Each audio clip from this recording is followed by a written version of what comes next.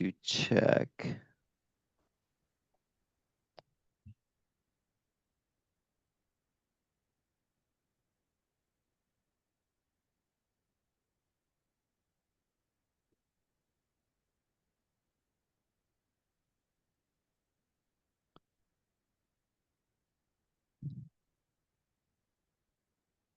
I'm trying not to say anything for Maggie.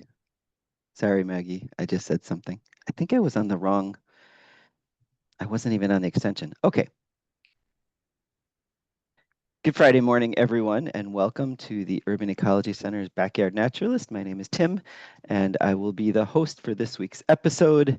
It's July in Wisconsin, which means we are still in peak severe weather season, which means conditions could form for severe storms that could form tornadoes, among other destructive events.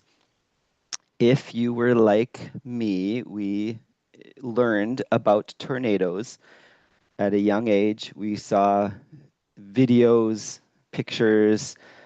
There's probably one film in particular that introduced most of us to tornadoes, depending on when you were born. Maybe it's another, depending on the other time you were born. They're fascinating, they're destructive, they're awe-inspiring, they're deadly, and although we are not in Tornado Alley, Wisconsin does see its fair share of them. So sit back and relax in front of the glow of your screen as we bring you the calming and serene story of the tornado in episode 40 of season 6 of the Backyard Naturalist, Yardnado.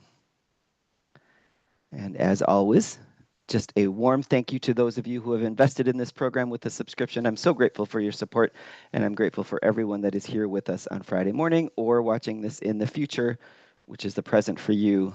Thank you for being here. Also, after a bit of rescheduling, we're bringing you 3 straight Saturdays of Green Spaces Familiar Faces, starting August 2nd, as Jen Hensey, the Executive Director of the Urban Ecology Center, and Emily Helm, who is the Land Manager at Washington Park. They will take you on a tour of the restored natural areas in the northwest section of the park and update you all on the latest changes and goals around the transition to the new Urban Ecology Center building. So that will be on August 2nd at 9 a.m.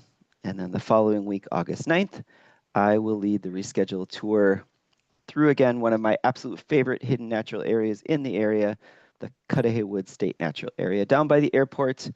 Super cool. Another bucket list item if you haven't been there, and if you have been there, a great place to go return to. So that will be August 9th at 1 p.m. It can get warm in the afternoon, but we'll be in the cool shade of the canopy of old growth trees. Then finally, on August 16th at 9 a.m., one of my all-time favorite people, all-time favorite geologists, will take us on a walk through Doctor's Park. He is so good at telling geological stories in a way that is so easy to understand and so easy to follow. So I hope you can join us for 1, 2, or all 3 of these wonderful hikes with wonderful people. Also in early August is the last in our series of workshops about becoming a better birder, moving beyond the field guide and the Merlin apps that many of us kind of use as our go-to. The goal is to help you deepen your understanding of bird behavior and understanding and identification skills. So this is for beginner, intermediate, and advanced birders alike. Everybody should get something from this class. Should be a great time. I hope you can join us. We also have 2 more beginner birding classes.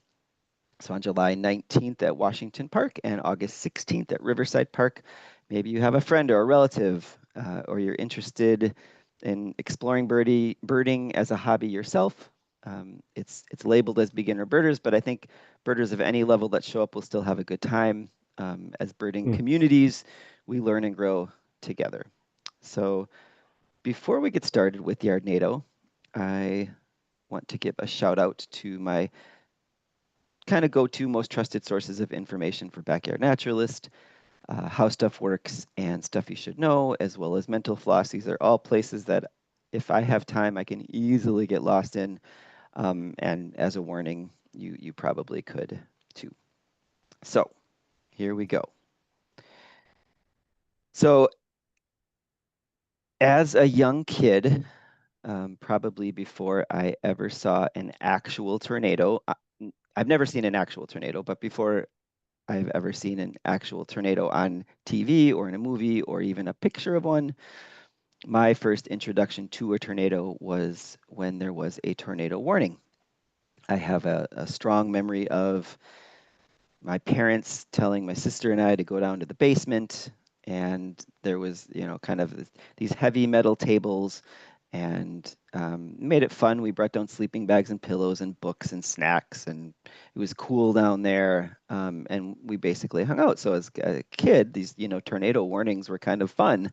Um, this is obviously not a picture of my family; it's stock footage, but it had the same feel. And you know, it was kind of had that pairing of tornadoes warnings as like, hey, this is fun. We get to go hang out, get to go have a little sleepover in the basement. Um, and then at some point, that that kind of fun picture transferred over to um, a little bit more serious, a little more scary um, than just camping on the floor. Um, And so probably if you think of like, I don't know, maybe I was 3 or 4 at this time, then kind of made that transition. Um, and on my own, I figured out that the reason that we were in the basement hiding wasn't because of tornado warnings being fun. It was because I thought that the tornadoes actually came into your house and looked for you. So we were hiding. That's why we were hiding. We were hiding under the tables so that the tornadoes could not find us. So then my tornado nightmares, um, I have these vivid recollections of my nightmares where I'm in the basement, I'm either under a table or maybe I'm in a closet peeking out, and I see these little tornadoes coming in through the door and down the stairs and like looking for us in the basement. And I was so scared. These nightmares were so vivid, and I would just freeze, and then finally the tornadoes never found me, thankfully. And then they would just kind of go back up the stairs and out the front door, probably going to the neighbor's house to check to try to find them. So still not a picture of me, but you get the idea. Then soon after, I saw a movie, one of the most popular movies of all time, that needs no introduction. Maybe it needs an introduction if you're born after the 90s, but I imagine for most of us, this is where tornadoes kind of came into our being. And then if you were born maybe a decade after me in the 80s, this might be the movie that introduced the younger crowd to the first taste of tornadoes. So, um, and then, kind of like in the quicksand episode, I mentioned that, quicksand seems to young kids like this is something that's going to be a part of my life. I was talking to Maddie about this, like, we see quicksand so much that's like, oh, this is something that I'm going to have to worry about as an adult. Um, and it's not. And I think there's also that kind of glorification or, mediaification of tornadoes that it's going to be a thing that's always present in your life and you're going to have to worry about them. I've never seen a tornado. I would love to see one from a safe distance. But tornadoes are more real and more present than quicksand. And it is something, depending on where you live, that you have to take seriously. Actually, probably wherever you live, you have to take seriously. The good thing about tornadoes is that there's almost always at least a little bit of a warning. It doesn't mean tornadoes can't show up suddenly, but they don't show up out of thin air, of like calm, thin air. Tornadoes are born from thunderstorms. So if you don't have a thunderstorm, you don't have to worry about tornadoes. It doesn't mean that thunderstorms can't pop up quickly, but you need the thunderstorm to produce the tornado. So thunderstorms are born, and we talk about this in several other episodes about clouds and other things, but clouds and thunderstorms in general are born when you have warm, moist air that's forced upward because it's less dense. And then in the upper atmosphere, you have cold, dense air. That's how clouds form in general. The warm, moist air becomes cold, it condenses into clouds. And this happens all the time. And what makes the difference between a small puffy cloud and a big thunderstorm cloud is basically how much energy is available to the storm. How much fuel is there going to be? So if it's a kind of just a small lazy updraft that produces these clouds, you don't have to worry about it. But tornadoes in general are when you get two, usually, masses of air that collide, cold, dense upper atmosphere and a warm lower front. And because warm air rises, you get the mixing, and um, it's those big fronts that we have to worry about for the big tornadoes, or tornado producing thunderstorms, I should say. So the average thunderstorm, tornado or not tornado, builds up 10 million kilowatt hours of energy. I have a hard time saying what that's like, but I guess knowing that's the equivalent of a small nuclear warhead probably tells you something. So there's a ton of energy, well, 10 million kilowatt hours of energy in the average thunderstorm. And it can, of course, be bigger than that.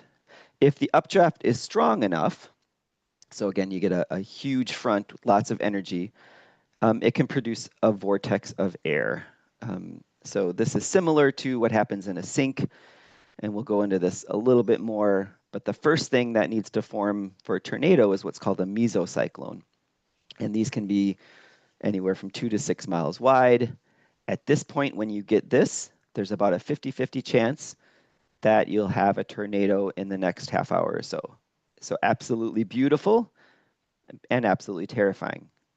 So you're gonna, if you look at this meso thunderstorm, because in all the tornado pictures, you're gonna see that, right? This is what produces the tornadoes. It's this big, massive, it's not a funnel cloud yet, but this is kind of this big, massive swirling thunderstorm that then at this point controls the tornado. So if this mesocyclone strengthens, it can produce a funnel cloud, not yet a tornado.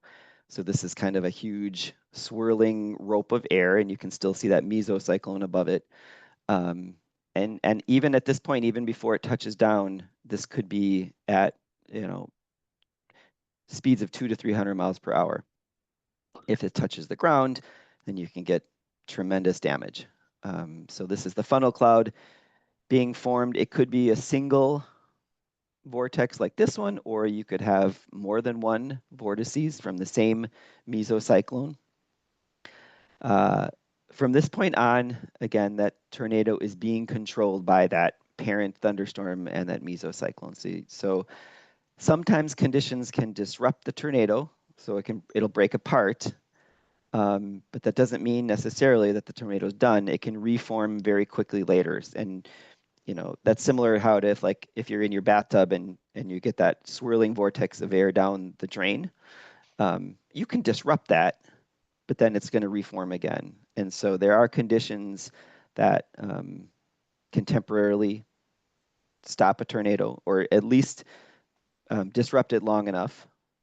That can be the end of the tornado, or it could very quickly reform. And sometimes it actually appears like it's hopping when it does this, which again would be similar maybe if from your drain, if you disrupt it, might just like hop and then reform again. If the tornado is relatively small, it can form, you know, be around for maybe a few minutes, maybe go for less than a mile. But a large tornado fueled by very warm, unstable air can last for hours. It can cover 100 miles or more. Eventually, all tornadoes will dissipate. There's not a great understanding of a lot about tornadoes still, but they don't really know what the exact conditions are that form them. Otherwise, predicting would be easier.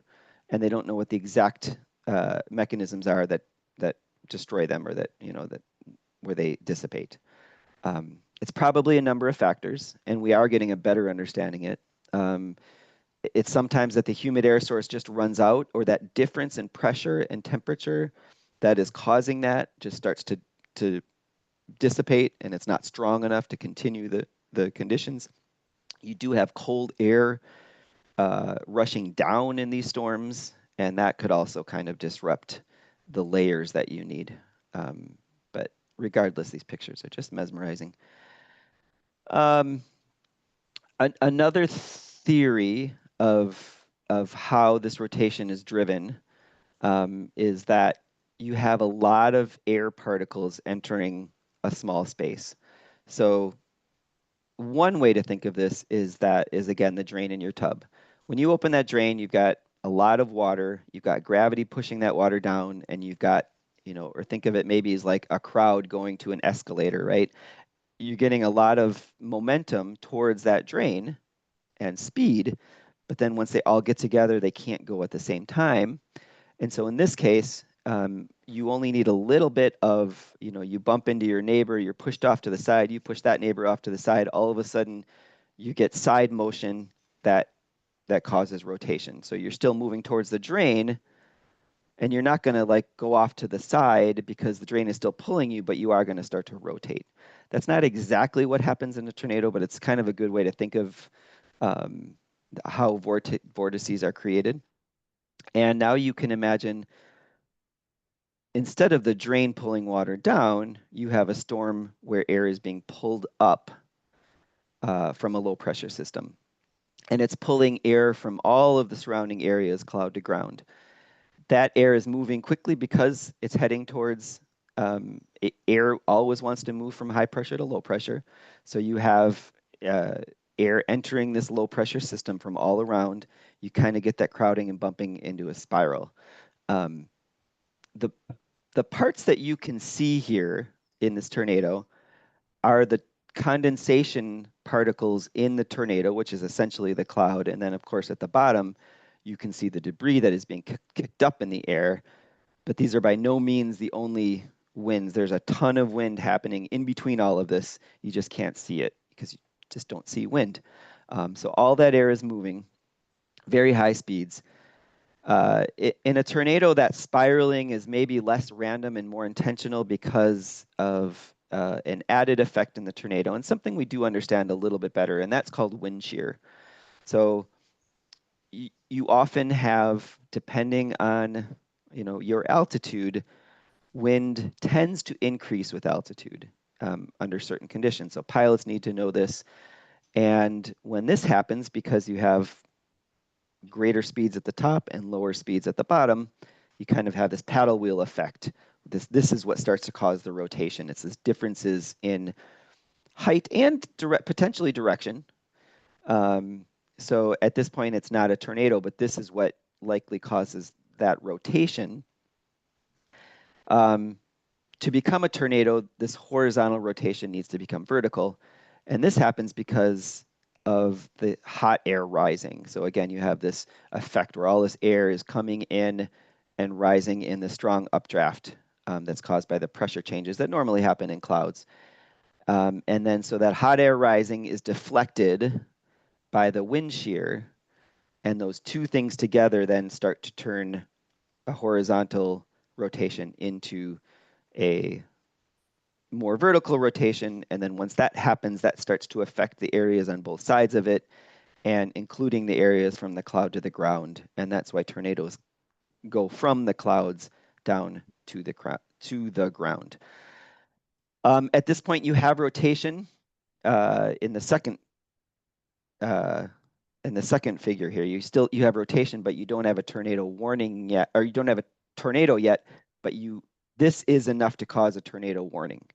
That's what the meteorologists are looking for. The models are looking for that rotation, and it's again still not completely understood what triggers the actual funnel cloud to descend from the tornado, but that rotation is enough to produce a tornado warning. And I hesitate to say this, but it's good to know. 70% of tornado warnings don't become complete touchdown tornadoes that we have to worry about. But it's better to know that it could happen very quickly than not. So the warnings are still very helpful.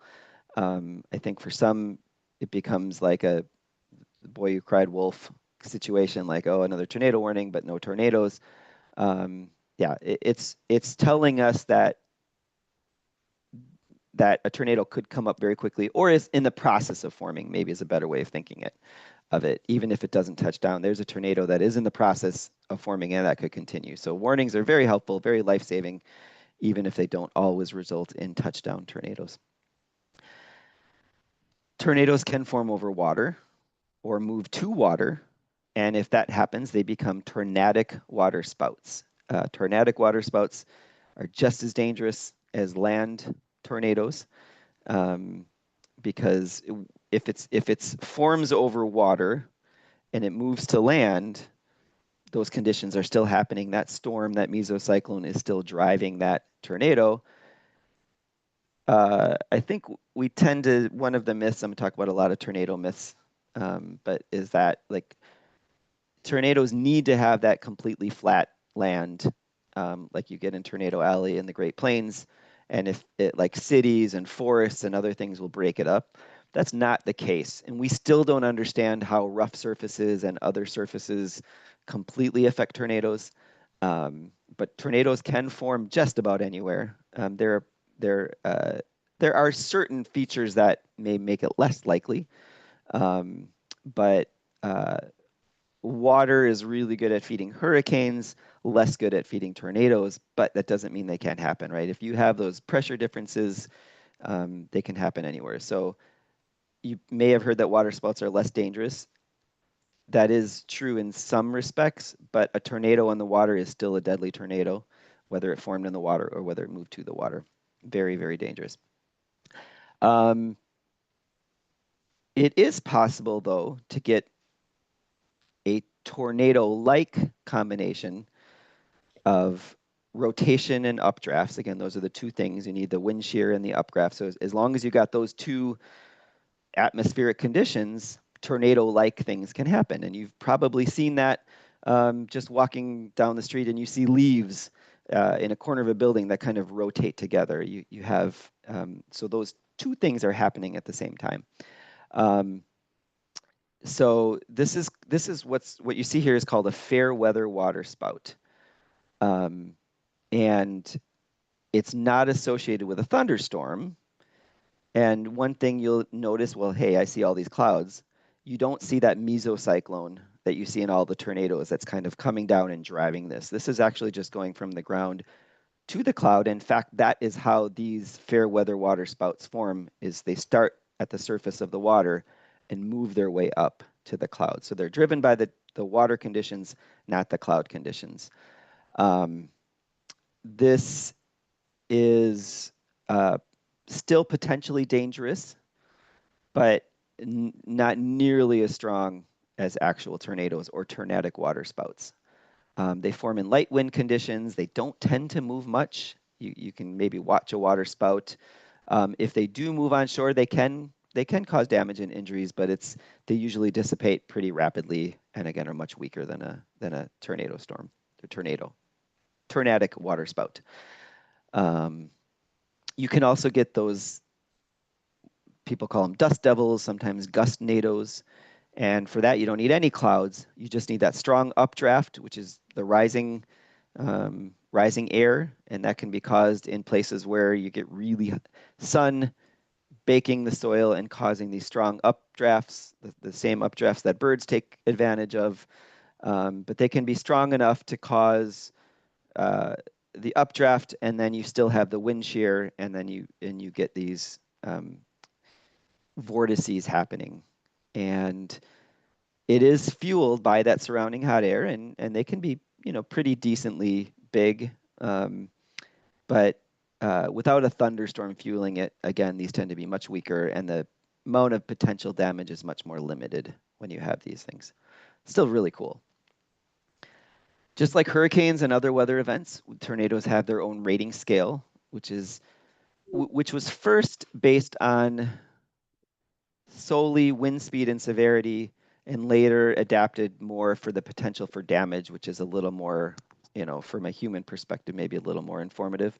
But in 1971, at the University of Chicago, meteorologist T. Theodore Fujita created the first tornado rating scale, based mostly on wind speed and type of damage.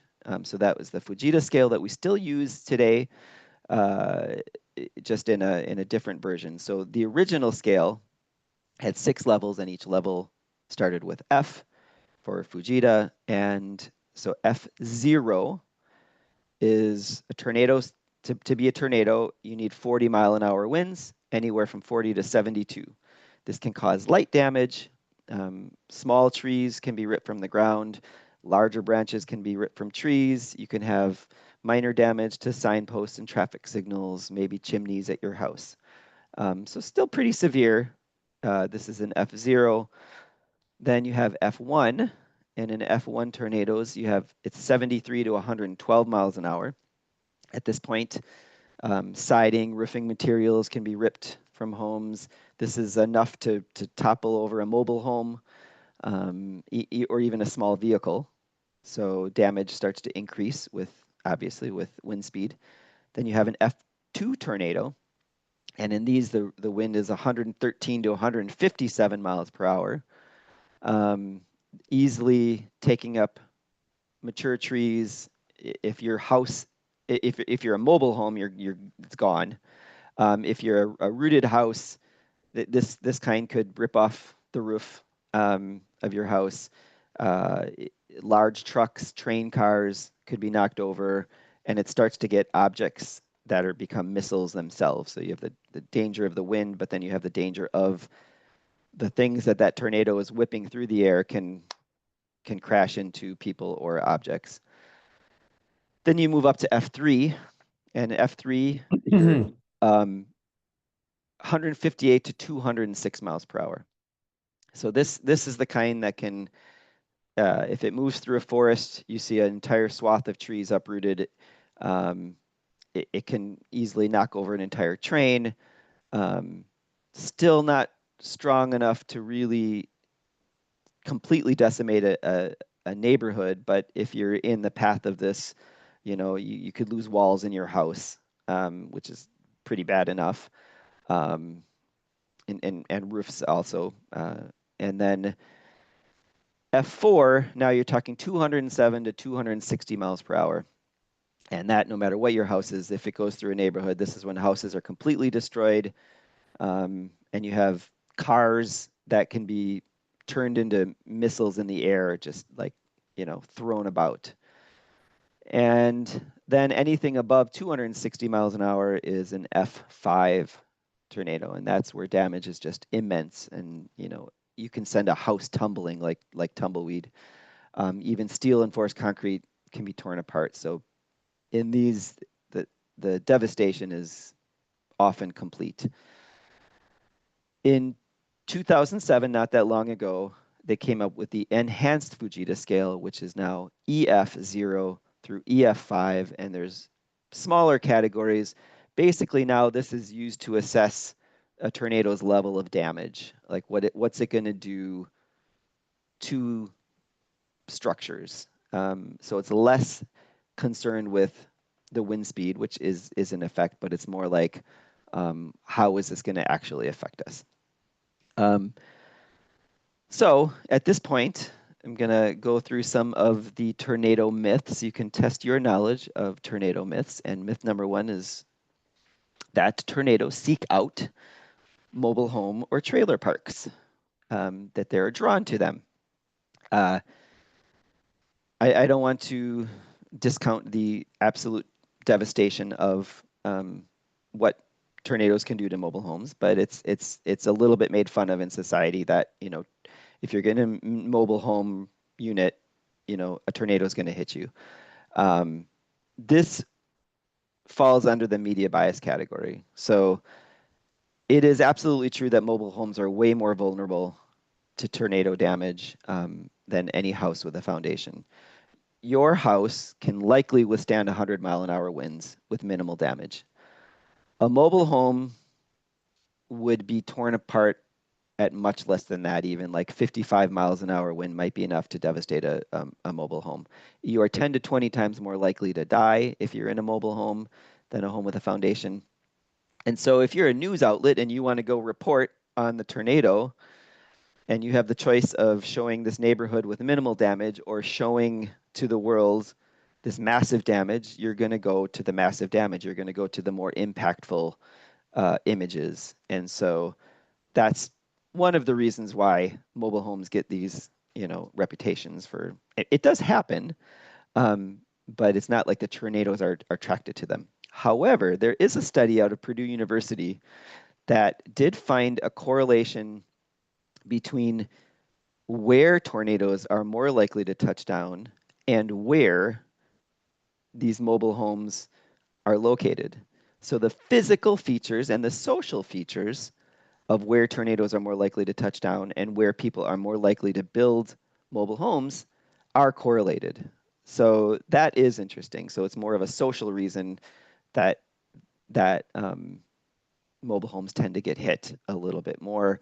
It's that correlation with where they're built based on a city and where the features that cause tornadoes to grow and strengthen and touch down are also kind of in that transition zone between urban and rural.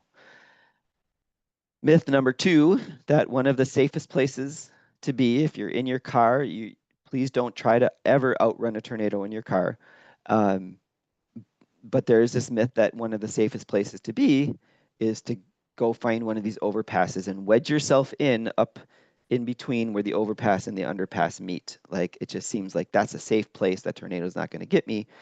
And it didn't help that there was this viral video a while back that I'll show at the end if folks want to see this, where these folks are in a car and a tornado is bearing down on them, and they decide to abandon the car and tuck themselves up there.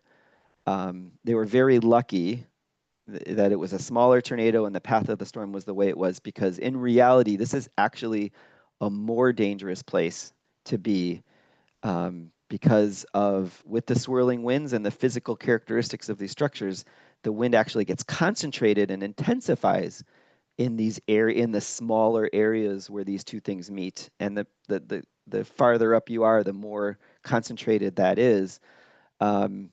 So you might not get hit by the tornado there, but again, remember, there's swirling air intensifying all around that tornado, and it gets funneled in these areas and could either just like completely suck you out, or the amount of debris that's going to go through there could just be, just be absolutely devastating, and you could get, you're more likely to get hit by debris in these areas. So hope it doesn't ever happen to anybody here, but that's not a safe place to go. Myth number 3, if a tornado is approaching your house, you should open up all the windows, because that will prevent your house from exploding by the low pressure of the tornado. Remember, air wants to go from high pressure to low pressure, so it's like the air inside your house would rush out and cause your house to explode. In fact, for a while, scientists and meteorologists actually recommended that we do this, that if a tornado is coming, open the windows in your house. But extensive testing, this is a waste of time. It does absolutely nothing. And in fact, keeping the windows open might intensify the wind in your house, causing your roof to blow off. And while you're opening those windows, you become target for debris that would have entered your house or not. But now you're putting yourself in an area where debris could enter your house. So don't bother wasting the time. Open the windows, and most importantly, stay away from windows when a tornado is approaching your house. Myth number 4 is one of the safest places to be in a tornado is your bathtub. And you do hear all these stories about how people were saved from tornadoes because they were in their bathtub. There are a couple conditions where this might be true. And the main one is you want to go to your safe spot in your house, and that's an interior room without windows or outside facing walls. Sometimes that is your bathroom. And if that is where the room is where your bathtub is, then that is going to be the safest place, whether your bathtub's there or not. Also, in the category of they used to make things a lot better, you can imagine that the old cast iron tubs would actually give you some protection from flying debris, and that's likely the case. The problem is most bathtubs today are, plywood with a fiberglass core that is not going to provide you much protection at all, maybe a tiny bit. So not entirely a myth, but it's not the bathtub that's going to save you, likely. So take that information as you will. Myth number 5 is that tornadoes avoid cities. And again, this is probably a little bit more of a media coverage event. But when you consider that almost all of the land is rural, then of course most of the tornadoes are going to occur in rural areas just because that's what most of the land is. But there are several instances of tornadoes ripping through cities.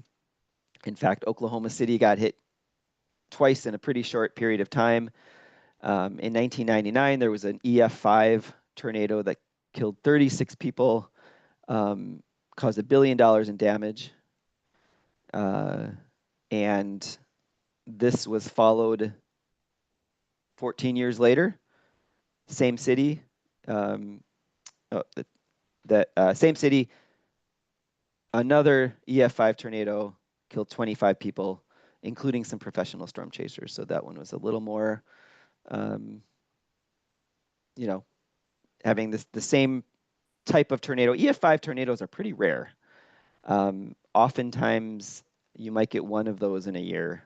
And so for that type of tornado to hit the same city twice is very unfortunate.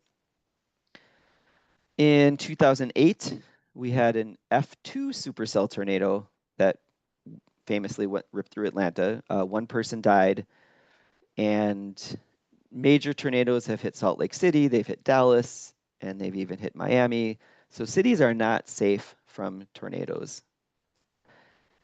Myth number 6 is that tornadoes only occur in the US. And this is not true at all. In fact, tornadoes occur on all 6 continents except Antarctica. But what is true is that tornadoes are much more likely to occur in the US, in particular region of the US that we call Tornado Alley. So the US, because of its size and shape and structure and weather patterns, prominent weather patterns, we average about 1,400 tornadoes per year. Compare that with all of Europe, who gets 300 tornadoes a year. There is a region of South America between Argentina and Brazil that's kind of a mini tornado alley. But when you consider that, and you get them in Australia, you get them in parts of India, basically again all the continents except Antarctica. So many more in the United States. And then when you consider that 75% of all tornadoes that touch down are considered weak, 22% of all tornadoes are considered strong, and then only 3% of all tornadoes are considered violent. So you are going to get more violent tornadoes when you have 1,400 tornadoes in a year, 5 times as many tornadoes as in Europe, even if only a small percentage of them are considered violent. So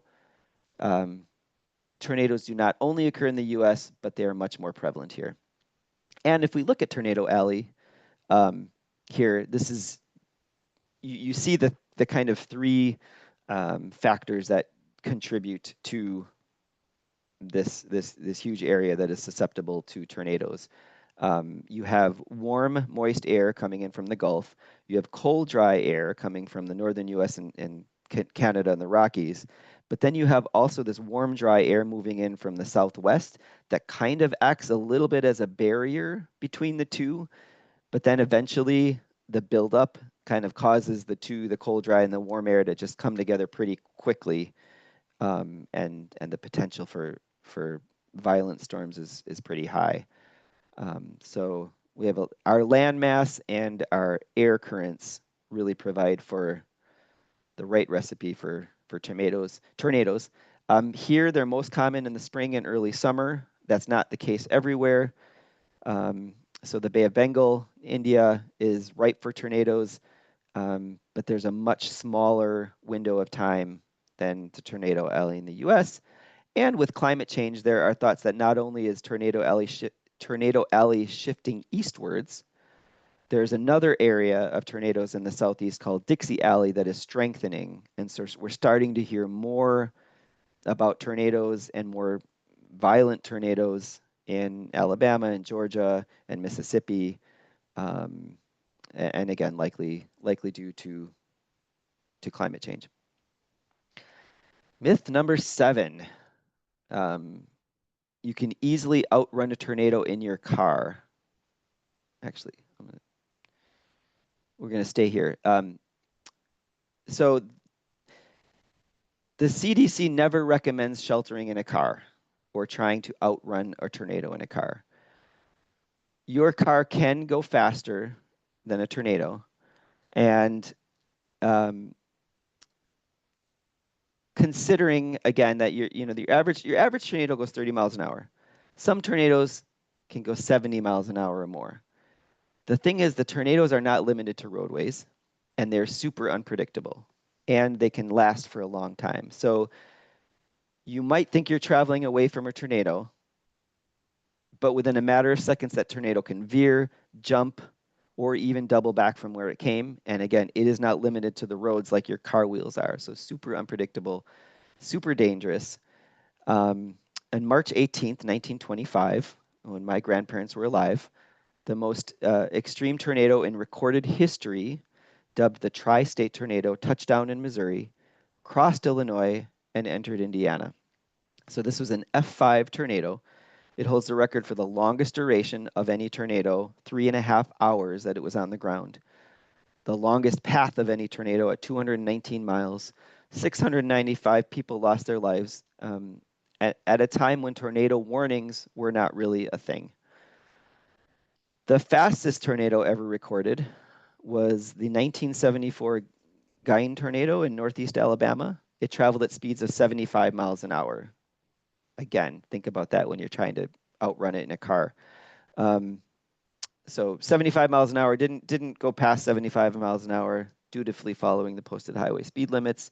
Also an F5, and which is really ridiculous, is that this was a tornado outbreak, and in that tornado outbreak, there were 7 F5 tornadoes. So this is the most intense tornado outbreaks on record. So it was April 3rd to April 4th, 1974, 148 confirmed tornadoes in the US and Canada, 30 of them at F4 or F5, 7 F5s. So you think about that again, you might get an F5 once a year. They had 7 in 2 days, caused close to $4 billion in damage in today's dollars. And at one point, there were 15 tornadoes on the ground simultaneously. That's, again, the thing of nightmares. It held a record for a number of tornadoes in a 24-hour period until a 1981 outbreak in the unlikeliest of places, the United Kingdom, broke that record. Then you have in 2011, there was a super outbreak in the US, which holds the record for the most extensive tornado outbreak, resulting in 367 tornadoes, 324 fatalities from the tornadoes, and then 24 additional fatalities from things like straight line winds and hail and flash flooding and lightning. The deadliest tornado in the world was the Daulatpur Saturia tornado in Bangladesh. In 1989, the one tornado killed approximately 1,300 people. Unfortunately, Bangladesh has way fewer tornadoes than the US, but the Bangladeshi tornadoes and the areas where they form tend to be among the deadliest, likely because of the higher density of people in the path of the tornadoes. Whereas if you think of the US tornado alley, it's spread through mostly a rural population. There's a couple folks that have been documented or recorded to have seen the eye of a tornado. The eye of a tornado is much smaller than the eye of a hurricane. It doesn't have probably the chance to be calm. But you can look this up on the web. There's two people that were lucky enough to see the eye of a tornado and live to tell about it. So one person was just gotten in their cellar and looked up and saw the eye pass directly overhead. The other person was transfixed by the weather and just watching it. And luckily that, you know how tornadoes can kind of hop, this one hopped over him and he was able to stare directly into the eye of a tornado. Both of them said it's very fine, very defined boundaries in the inner eye. Both of them mentioned there are like these mini tornadoes in there that were kind of trying to break out. And then both of them said the whole thing was illuminated by basically a wall of straight up continuous lightning. So it's got to be a pretty beautiful and, obviously very very, very scary thing to see, but it would be cool. So that is the tornado. And despite the frequency of tornadoes increasing with climate change, fatalities have actually declined because of better technology, better modeling, better forecasting power. Unfortunately, the government agencies that are advancing the science are under threats for political reasons, which is very concerning.